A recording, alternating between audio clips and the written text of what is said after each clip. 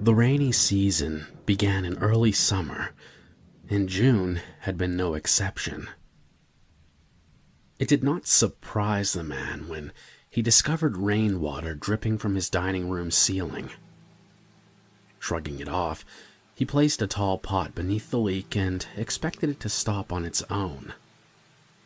However, it continued to rain, and before he knew it, the pot would threaten to overflow.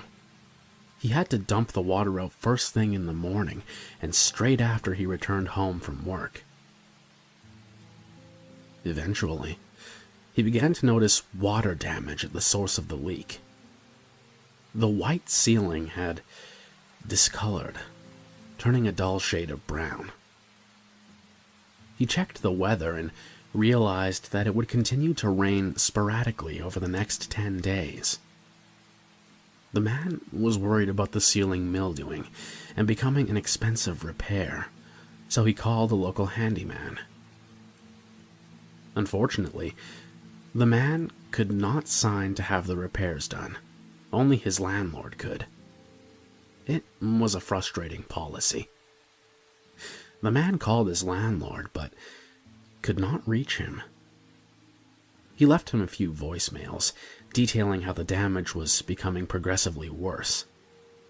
The man was clueless as to why his landlord would not return his calls. They usually kept in touch, speaking at least twice a month.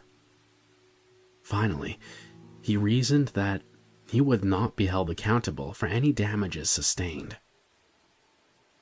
One night, the man was startled awake by a massive thump. He quickly turned on his bedside lamp, and just vaguely, he could see an overturned table and a large shape laying across it. He sprinted out of his apartment and called the police, gagging at the smell. The man sat in the police station with a blanket wrapped around his shoulders and a coffee mug resting in his hands. He did know one thing. There had been a dead body in his ceiling, and the water had saturated it so badly that it caved under the weight. So far, the body was unidentifiable due to the rainwater and was being autopsied. While the man waited, he called his landlord and finally reached him, panicking as he explained the situation. His landlord was just as alarmed, and the man pleaded for him to come to the station while he made his statement. The man paused as a detective crossed over to him, and he lowered his phone, wondering if the body had been identified. His blood ran immediately cold, and he shook his head with terror.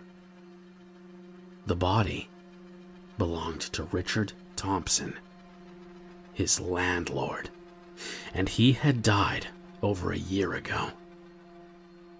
That's not what disturbed him the most. If his landlord was dead, then who was pretending to be him?